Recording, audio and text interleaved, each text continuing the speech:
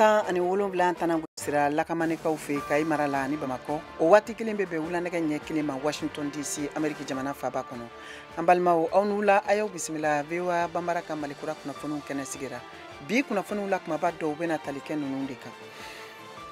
ka kɛɲɛ ni kurantigɛ banbali ye Mali jamana kɔnɔna la ka fara funteni kan minisiri kɔrɔ n'o ye Musa Mara ye hakili jagabɔ kunnafoni dɔw di VOA Bambara ka kunnafonidilaw ma min bɛ se ka kɛ sababu ye ko ka dɔ bɔ kurantigɛ la Mali kɔnɔ an bɛn'o lase aw ma bi jamukan kɔnɔ Mali bɛrɛbɛrɛli tɔn olu ka fara ɲɔgɔn kan tɔn ɲɛmɔgɔw ka laseli kɔfɛ denmisɛnninjɛkulu tɔn dɔw fana y'u kanbɔ k'a fɔ ko dan ka kan ka sigi furancɛ fanga la min ka kan ka kuncɛ ni jamanatigisigi kalata labɛn baaraw ye an bɛn'o fana lase aw ma bi jamukan kɔnɔ ka kɛɲɛ ni sunkalo seli yɛrɛ sun kuncɛli baaraw ye maliden minnu sigilen don Amérique jamana kɔnɔ ya kɛrɛnkɛrɛnnenya la Washington Virginie ani Maryland olu farala ɲɔgɔn kan kunun kari ka sunatigɛ belebele boloda VOA tɔgɔ Modibo Danbele tun b'o kɛnɛ kan ninnu de bɛna kɛ aw ka kunnafoniw la kumaba dɔ ye ka fara kunnafoni camanw kan minnu bɛɛ lajɛlen bɛna lase aw ma nin sanga in kɔnɔ Mariam Traoré fɛ a y'aw bisimila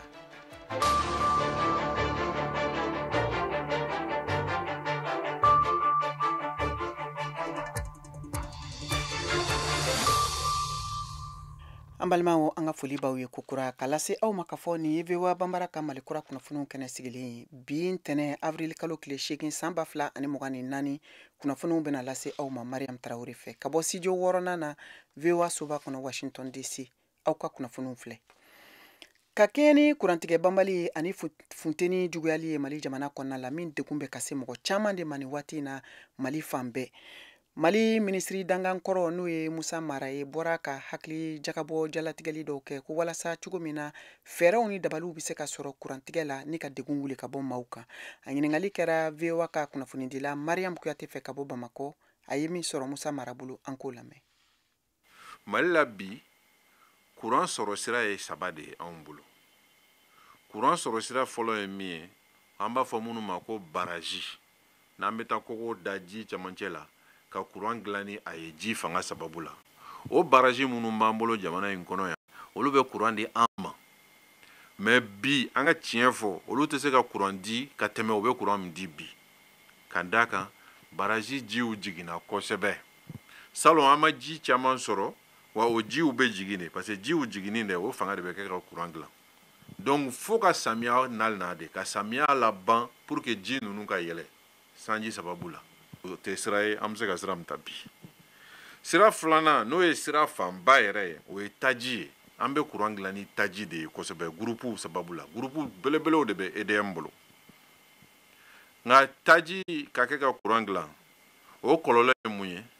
o ye taji bɛ courant dilan da min na o da ka ca ni courant bɛ feere da min na i bɛ taji dilan courant kilo kelen taji sababu la 40 fo caman bɛ 40 sanfɛ courant bɛ feere 20 a kilo kelen bɛ feere 20 i bɛ fɛn dilan 40 ka feere 20 bɔ b'o la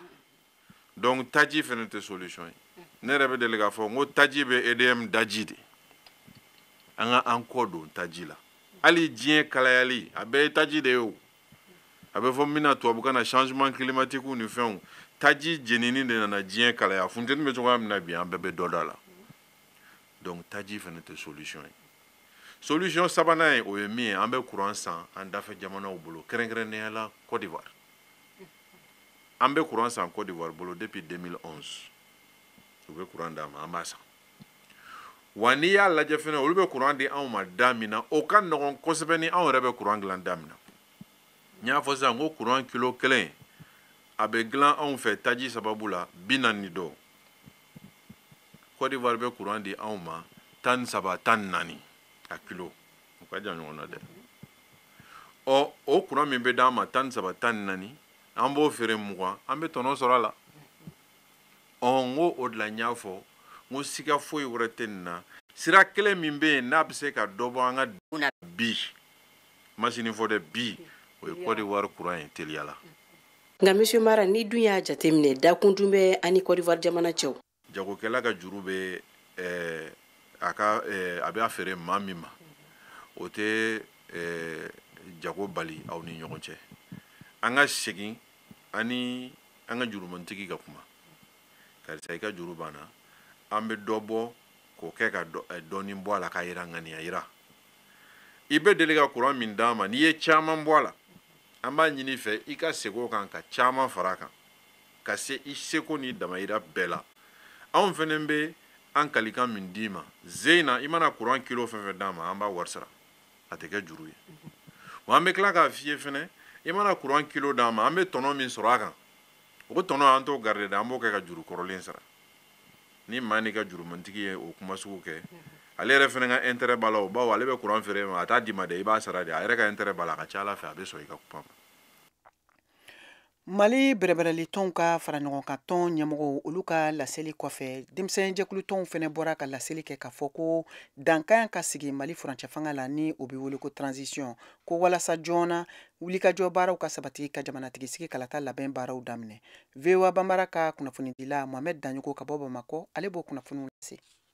Marsi kalo tile 31 tɛmɛnen parti ɲɛmɔgɔ dɔw ani kulu ɲɛmɔgɔ dɔw y'u tɛgɛ nɔ bila gafe la gafe min b'a ɲini cɛmancɛ fanga ɲɛmɔgɔw fɛ k'u ka kalafiliw k'olu dɔgɔda sabula ko cɛmancɛ fanga ko o kun cɛra o dɔgɔkun kunbɛn n'o tun ye kunun dimanche ye olu ka sifinnakaw fana ye ɲɔgɔn dalajɛ ka fɔ k'u ka ɲɛmɔgɔw ye mun fɔ k'olu bɛ olu kɔ Ibrahima Yiriba Tangara an ka ale lamɛn ka sifinnakaw don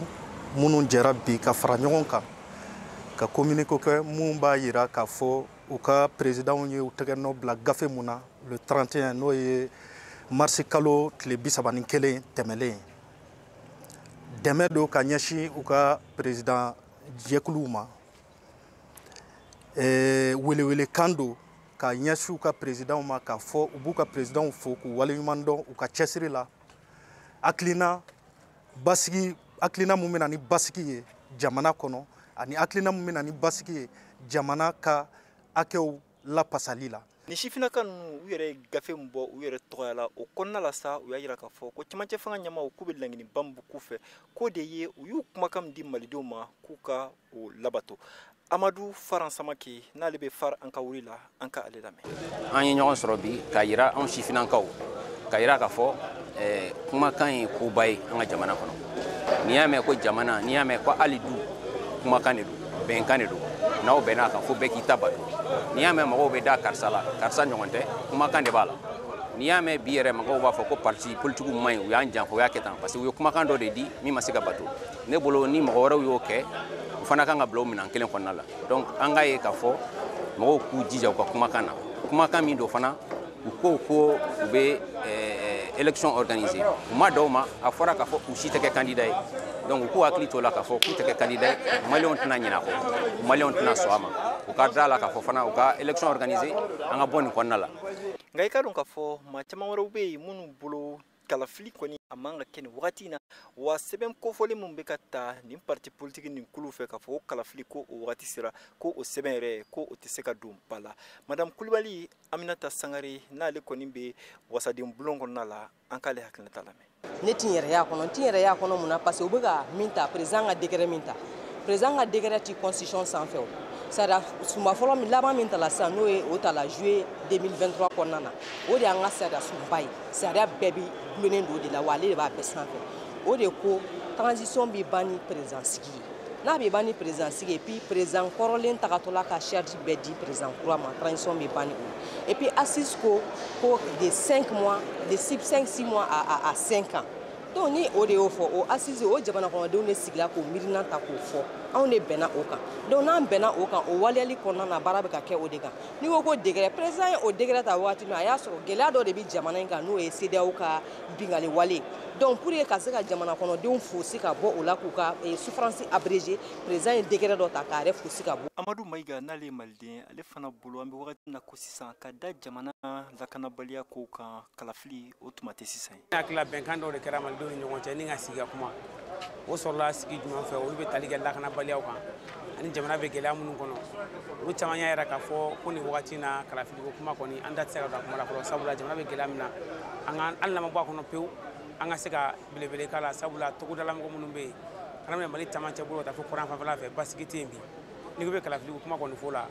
yɔrɔ tɔn ka jɛ don. Ni kulu in ɲɛmɔgɔba dɔ n'o ye Yaya Sangare n'ale yɛrɛ bɛ Adema la ale y'a yira k'a fɔ ko don tɛmɛnenw na kulu wɛrɛw ani parti wɛrɛw olu nana fara u kan u ka nin laɲini o kɔnɔna la. Mohamed Danyogo VOA Bambara tɔgɔ la ka bɔ Bamakɔ. Sungalo sun hukum kɔnɔna la kunun kari maliden minnu sigilen don États-Unis jamana kan ya kɛrɛnkɛrɛnnenya la Virginie, Maryland ani Washington olu ye sunatigɛ belebele baaraw boloda min kɛra Washington kaw fɛ. VOA Bambara tɔgɔ la Moribo Dambele tun b'o kɛnɛ kan. Tile damadɔ yanni sunkalo ka ban, an ma fɔ a jigiya kɔ ni o ye ka fara ɲɔgɔn kan walasa u bɛ se ka tasibila ani ka sun tigɛ ɲɔgɔn fɛ cogoya min na ani ka dugawu kɛ ani a ka jamakulu. Mali jamana ka lasigiden ni o ye Seku Berete ale n'a ka baarakɛlaw olu fɛnɛ tun bɛ kɛnɛ kan. K'an ka foli lase ma ani ka baarakɛɲɔgɔn bɛɛ VOA la. An kun nana bi suntigɛ la Malien communauté bɛ Washington yan o kun y'an invité k'an ka na ka suntigɛ kɛ ɲɔgɔn fɛ. Salon ta an y'o kɛ yan ɲinan ta fana de y'a siɲɛ filanan ye. Donc an bɛ dugawu don Ala ka kɛ ɲɛtaga ye san caman an ka nin kɛ ɲɔgɔn fɛ ka ɲɔgɔn kibaruya ka kibaruyaw di ɲɔgɔn ma jamana tagabolo la ani ambassade yɛrɛ baara tagabolo la ani ambassade kunman. Bon min ye papier ko yɔrɔ ye n y'a fɔ maliyɛnw ɲɛnɛ an fa o ba ani bɛɛ surtout musow u ka taa papier ɲini u denw ye ambassade la u ka taa wolosɛbɛn ɲini u denw ye ambassade la i bɛ taa ni yan wolosɛbɛn dɔrɔn ye ani fa ni ba ka Mali papier dɔ ka taa Mali wolosɛbɛn ɲini n'o ye ambassade la ça ne coûte que $5 ani minnu yɛrɛ bɛ yan maliyɛn minnu sigilen bɛ yan u ma inscrire avec la u ka taa ka t'u inscrire avec la parce que carte biométrique élection comme bɛ nalen ni carte biométrique t'i bolo i tɛna se ka élection kɛ pour que u bɛ se ka carte biométrique sɔrɔ cogo min na élection bɛ nalen u ka se ka voter élection nata in na donc n y'o de cikan lase o ma n bɛ profiter ka VOA fana fɛ ka cikan fana lase maliyɛn bɛɛ ma minnu bɛ Amérique yan. Mali tunkaranke jamakulu olu ka tɔn ɲɛmɔgɔ ni o ye Abdrahman Ture ale fana y'a miiriya di malidenw ka nin lajɛrɛ in kan. Bon hukumu y'an se bi o ye an ka suntigɛ ye parce que san o san ni Ala sɔnn'a ma an bɛ jɛ maliyɛn bɛɛ ka fara ɲɔgɔn kan ka suntigɛ ɲɔgɔn fɛ.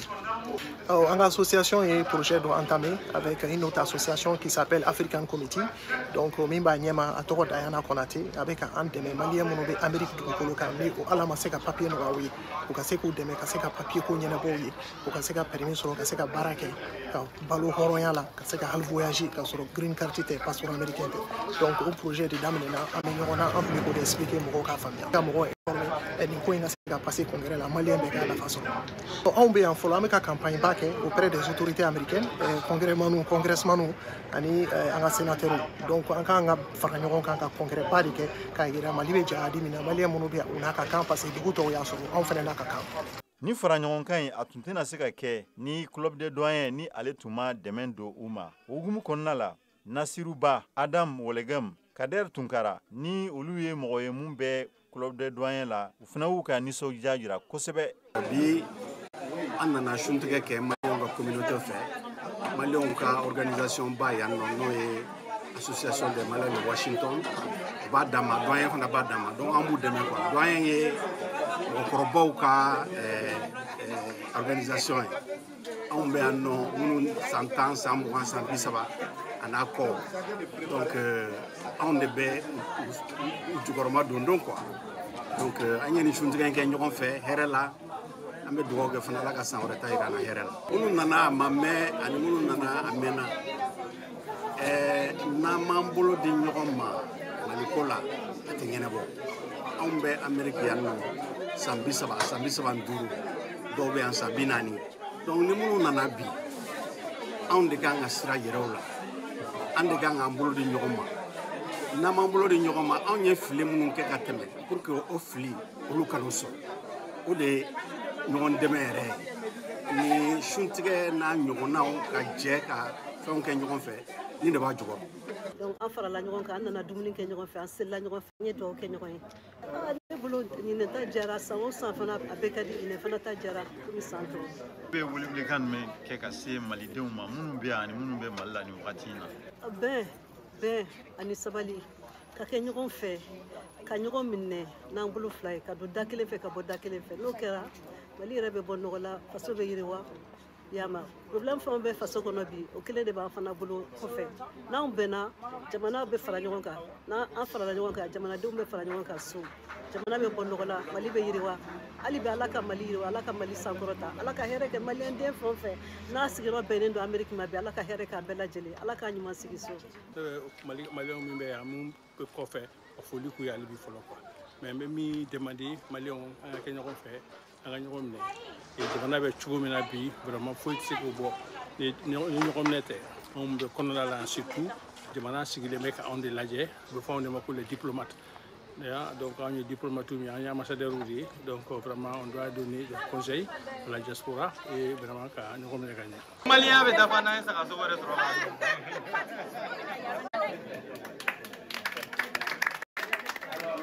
tu es Modibo Dambele kabi Washington DC VOA Bambara tɔgɔ la.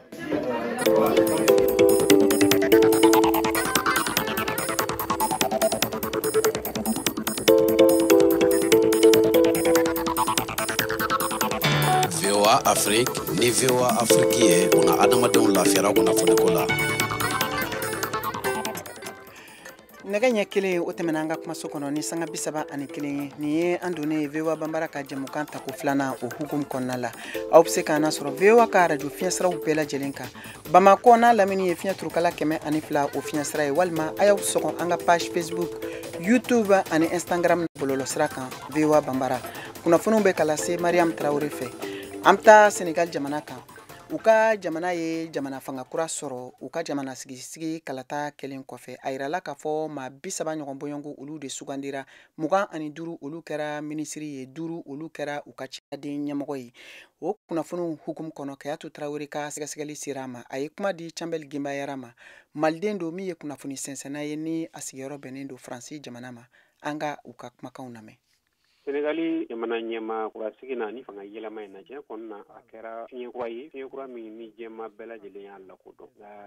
danna kɛlɛ ma kɛlɛ min maa fila in y'a kɛ nka u jukɔrɔma dondonbaga de baara de waliyara sa kala taa sira kan kɔlɔsi y'a yira an na k'a fɔ ko u ye gouvernement min bɔ dɔw ko musow dɔgɔyara a la alors que ko musow de ye kɛlɛ kɛ u ye k'u dɛmɛ kosɛbɛ ani fɛnɛ ko mɔgɔ minnu fɛnɛ faral'u kan fɛnɛ k'u dɛmɛ k'u ma sɔn k'u ka don u ka gouvernement na u bɛ mun de yira e yɛrɛ bolo tiɲɛ yɛrɛ la o ye tɔ ka jɛ o yɔrɔ la n'i y'a jateminɛ gouvernement in ma 30 in kan muso jɔda ka dɔgɔ a la kosɛbɛ hali muso minnu cɛsiri k'u dɛmɛ kɔrɔlen u muso ninnu ma ye gouvernement i n'a fɔ Mimi Touré a n'a ɲɔgɔnna caman kelen tɛ dɛ muso caman wɛrɛ y'u cɛsiri ka kɛlɛ kɛ u ye ka wuli ka jɔ k'u ye olu si ma y'a la u y'a yira k'a fɔ ko Mimi Touré ta nin ko parce que ko o tun bɛ Macky Sall ka gouvernement na ko olu tɛ fɛ mɔgɔ minnu delila ka fanga kɛ ka tɛmɛ ni sigana b'u la u ka baaraw la u tɛ fɛ k'o ka don u ka gouvernement na donc u y'o hakilina de fɔ yala o bi bɛn wa o bɛ se ka kɛ ngɔri dɔ ye tiɲɛ yɛrɛ la mɔgɔ kɔni cɛsiri baara in na n'i y'a ye k'a fɔ k'ale sen t'a la tɔ k'a jɛ don hali n'ale yɛrɛ ta y'i bɔ a la u ye sɔrɔdasi minnu ta k'u kɛ ministre lakana ɲɛmaa ye ani ɲɛmaa wɛrɛ ani sɔrɔdasiw ka ɲɛmɔgɔ ye nin ye fana ye Senegali siɲɛ fɔlɔ ye u jɔ kun dama in na gouvernement kan na mɔgɔ 30 cɛla sirasi jalatigibaw ka ta ka bɔ kɔfɛ o sirasi jalatigiba kelen ninnu ye jalatigiba y'a kɛ Macky Sall tile de kɔnɔna na donc fɛn dɔ fin tɛ kelen a mana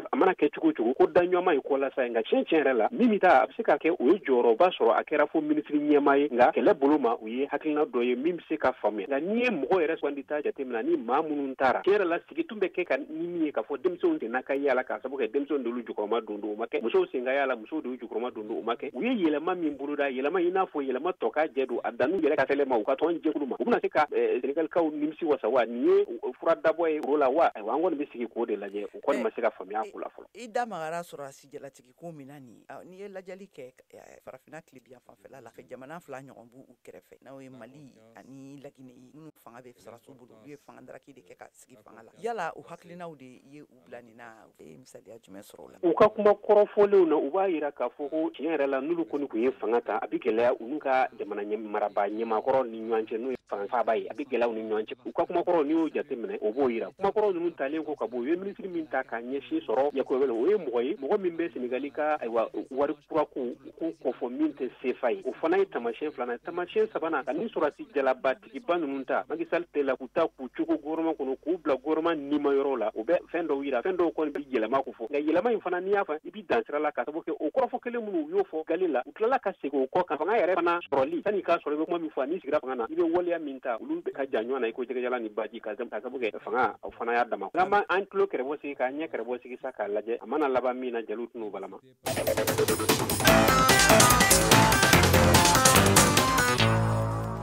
amtani kunnafoniw ye uranda jamana kan u ka jamana ka duguden kɛlɛba min kɛra u ka jamana kɔnɔna la ye san 30 sɔrɔ min kunnafoniw yirala k'a fɔ ko a tasibila baaraw daminɛna kunun kari n'u o bɛnna avril kalo tile 7 ma hakililajigila ni fagaliba min ni a kɛra u ka siyaw ni ɲɔgɔn cɛ kɛra sababu ye ka mɔgɔ 800 ɲɔgɔn ni bɔnɛ ni o mɔgɔ fanba tun ye tutsiw ka siya ye ani ka se utuw ma o nɔgɔni fɛnɛ fɛ kunnafoni min y'a yira k'a fɔ ko a kɛlɛ waati bolongɔni sira duniya jamakuluba communauté internationale ma ka jalaki bi a kan k'a fɔ ko kɛlɛ tun bɛ jamana kɔnɔ waati min na k'u ma sɔn ko ka wuli ka jɔ baara fosi latigɛ walasa ka se ka fagali dan ni ka kɛlɛ bɔ u ka jamana kɔnɔ nin kɛra u ka jamanatigi Paul Kagame ka laseliw ye u ka ni kurubon karili kɛnɛ kan kunu alamisa Kigali o nɔgɔni fɛnɛ fɛ fɛn min ye diɲɛ mɔgɔba camanw ye i n'a fɔ Ameriki jamanatigi kɔrɔ Bill Clinton ale tun b'a kɛnɛ kan a waati la ale min ɲangira kosɛbɛ k'a to fanga kunna k'a fɔ ko a ma wuli ka jɔ fɛɛrɛ hakilina si tigɛ cogo min na kɛlɛ tun bɛ se ka dala faga Rwanda jamana kan o fɛnɛ kɔfɛ Faransikaw ka minisiri min sigilen don jamana kɔmakow ɲɛnabɔli kunna ni ale bi wele ko Stéphanie ale fɛnɛ tun bɛ a kɛnɛ kan fo ka taa se u ka ciladen ɲɛmɔgɔ ma ni o ye Hervé Berville ye ni ma kofɔlen min ni ale yɛrɛ bangera Rwanda o jamana kan an bɛ taa Mozambique u ka jamana ka waribon jiginɛba n'o ye banque centrale ye Zimbabwe jamana kan o ye u ka wari kura labɔ wari kura min n'u y'a yira k'a fɔ ko a bɛna kɛ sababu ye gɛlɛya wuli ka bɔ u ka jamana kɔnɔna la min dɔ tun bɛ tali kɛ da dumunifɛnw sɔngɔ yɛlɛnni kan ani ka se u ka sɔrɔ busoni o gɛlɛyaw kan Keyatu Traoré VOA tɔgɔla ka bɔ Washington ale b'o lase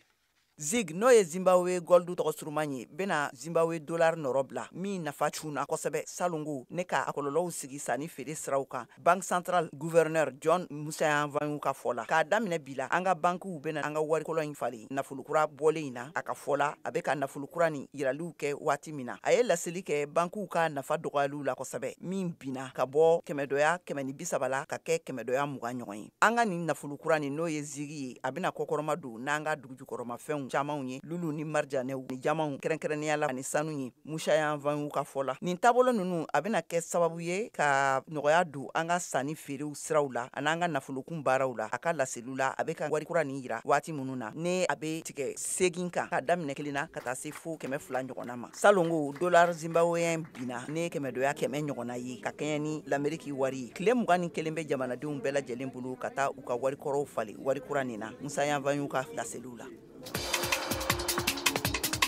aw de bɛ kunnafoni mɔlen sɛnsɛnnin di anw ma bamanankan na VOA Afrique filɛ nin ye 102 fiɲɛ sira kan Bamako Mali la Sunkalo sera a kuncɛyɔrɔ la alisilamɛw bolo diɲɛ fan bɛɛ wa min y'a to seli labɛn baaraw olu fɛnɛ bɛ senna nin waati in na o kama Mali jamana kɔnɔ sunkalo seli ɲɛbila baaraw bɛ cogo di walasa an ka se ka nin ɲininkali jaabi sɔrɔ Moribo Danbeleya ka kuma bara ni tɛnku maliden dɔw la ka bɔ Bamakɔ Ito Aminata Sangare, ni Bamakɔ. An bɛ an sɛnsɛnna ye dɔɔni komi bi sagaw su bɛ ka kan tigɛ mais deni siri kɔni an ka tiɲɛ fɔ a gɛlɛyara dɛ. Cogo di? Wagati gɛlɛyara mɔgɔ ma fintini mɔgɔ Mali ka kalan sisan kojugu. N'i ma fili n b'a dɔn e ye kɛnɛya tigilamɔgɔ ye o hukumu kɔnɔna la e bɛ ladilikan jumɛn di jamanadenw ma? Sugu ɲuman tɛmɛ bi parce que sisan projection ka gɛlɛn fintini bɛ courant yɛrɛ tɛ ka sɔrɔ an fɛ yan nɔ donc ni nana a ko sugu dɔ la a bɛ se k'i kɛlɛ quoi. N ko sogo yɛlɛma ka gɛlɛn quoi. Malien du bɛɛ furudimitɔ ye. Donc i bɛ mun de f'u ye? O ka taa dɔɔni tugu wa surtout selido yɛrɛ circulation mɔgɔw ka taa dɔɔni fɛnɛ a kasara ka bon kuma dɔ la. Ne tɔgɔ ye Badara Jare ne ka baara ye ka sɛnɛ kɛ ne bɛ zone industrielle la bi nka ne bɛ bɔ Ɲamina. Seli labɛn bɛ cogo di an bɛ nin wagati in na? Seli labɛnw bɛ sen na a bɛ ka ɲini hakili ɲɛma dɔɔni misifagaw bɛ sen na an kɔni hakili dan b'a kan n'an ma kalo ye bi an na kalo ye sini nka caman ka hakilina ye kalo ye de ye bi sanni feere fana ye fɛn mɔgɔw ni ɲɔgɔn cɛ kuma dɔw la i b'a sɔrɔ dɔ b'a sɔrɔ nɔgɔya la dɔ b'a sɔrɔ gɛlɛya la ko fana ni ye o fila ye ko tacogo la i bɛ labɛn cogoyaw la ni denmisɛnninw ka fini ko n'u ka samara ko dɔw bɛ dɔ sɔrɔ dɔ sɔrɔ a b'o cogoya la. ɲinan seli n'a ma a kɛra sini ye sa walima sinikɛnɛ wa a mana kɛ don o don e bɛ welelikan jumɛn da ka ɲɛsin jamanadenw ma ka da jamana yɛrɛ bɛ lahala min kɔnɔ sisan i bɛ mun f'u ɲɛna. jamana bɛ lahala min kɔnɔ sisan ne bɛ mun fɔ jamanadenw ɲɛna maaya ye hakili ye an k'an bolo don ɲɔgɔn kɔrɔ an ka ɲɔgɔn dɛmɛ a kɛra bi ye o a kɛra sini ye o ala ye min nɔgɔya min ma i bɛ se ka min bɔ i yɛrɛ fan dɔ fɛ ka di mɔgɔ wɛrɛ ma nɔgɔya la i b'o kɛ mɔgɔw kana juguya ɲɔgɔn ma mɔgɔw kana fariya ɲɔgɔn ma mɔgɔw ka taa ni hakili ye mɔgɔw ka taa dɔɔni paseke jamana bɛ lahala min na a ka gɛlɛn o ye ala yɛrɛ ka ko ye ka s'an ma o waati an k'o faamu ɲɔgɔn fɛ. Mun ye lakana fanfɛla ye i bɛ mun fɔ mɔgɔw ye n'a ma ɲɛ k'u bɛ nisɔndiya kɛ. ne ye lakana ta fanfɛla ye n'a ma ɲɛ ko mɔgɔw bɛ nisɔndiya kɛ k'u hakili to a la k'a fɔ dɔw bɛ yen olu bɛ gɛlɛya kɔnɔ lakanabaliya sira fɛ dɔw bɛ yen olu bɛ nɔgɔya kɔnɔ lakana sira fɛ minnu bɛ nɔgɔya kɔnɔ lakana sira fɛ u kana ko kɛ fo ka a dantɛmɛ fo ka taa kɛ minnu bɛ lakanabaliya gɛlɛya kɔnɔ olu ka faamu bɛna tɛmɛ k'a fɔ anw bɛ nin tɔɔrɔ in na ninnu bɛ nin lafiya in o kumana ninnu ka cogo hakili tɛ anw yɛrɛ ka tɔɔrɔ la o kumana bɛɛ ka jɛ k'i hakili to o la fanda ni faama.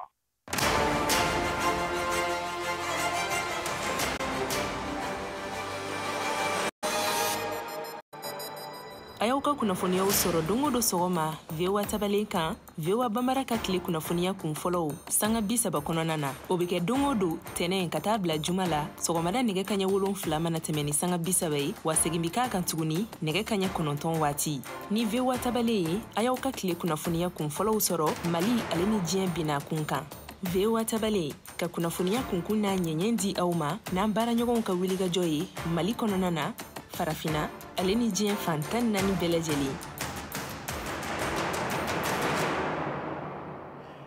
Ka da nin kan sisan Siyaka Tarawele ka farikolo ɲɛnajɛ kunnafoniw an ka jɛ an k'o lamɛn ɲɔgɔn fɛ. Farafina gun kan Stade Malien de Bamako sɛmɔra Coupe de la Confédération senantolontan ɲɔgɔndan tɔ la minnu bɛ ɲina saison 2023 2024 ko fɔ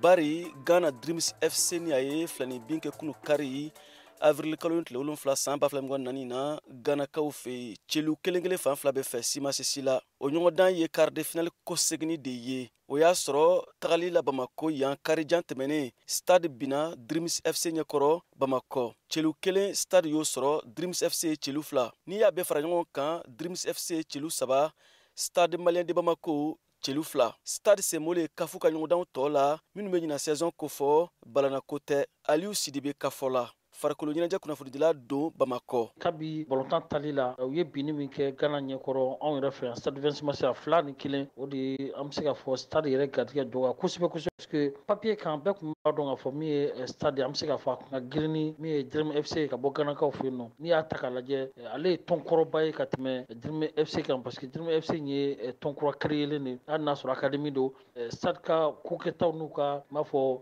u ye compétition baw tanni min kɛ n'o bɛ compétition kafu kelen in ko fɔ i b'a yɛrɛ k'a fɔ ko Stade kun ka girin n'u ye nka le fait que balontan tali la u binna o de kɛra gɛlɛyaba ye o de kɛra an bɛ se k'a fɔ jigilamisɛnya yɛrɛ ye parce que m'a f'i ye i yɛrɛ ka so ni balontan sugu ninnu bɛ kɛ i b'i jija cogo bɛɛ la walasa sebaya kɔni i ka se k'o sɔrɔ n'i ma se ka sebaya sɔrɔ au moins i ka filani bin sɔrɔ an b'a ye k'a fɔ Stade m'o 2 si sɔrɔ balontan tali yɛrɛ yeli fana na o de y'a jira k'a fɔ fana balontan kɔsigi bɛ sɔn ka kɛ balontan gɛlɛn parce que Ghanakaw bɛ bisimilali k'u yɛrɛ ka so tiɲɛ na a balontan gɛlɛyali walima Stade éliminé ni niveau la mɔgɔ tun bɛ se ka sigi n'a ye parce que n'i y'a lajɛ Stade garijɛgɛ kun dɔgɔyara kosɛbɛ. Ni ko ninnu bɛ ye ka caya sanga ani waati Mali senantolontan na o ye gɛlɛyaba ye don nataw la an na kuma o kan VOA Bambara tɔgɔ la Bamako Siyaka Tarawele ka laseli don.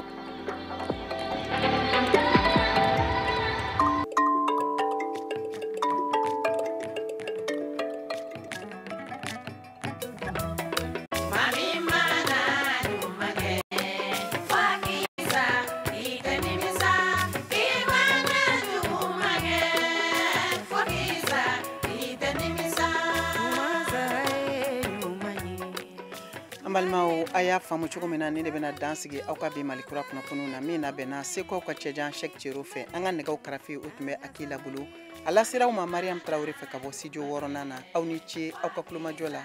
aw kan bɛn waati wɛrɛ.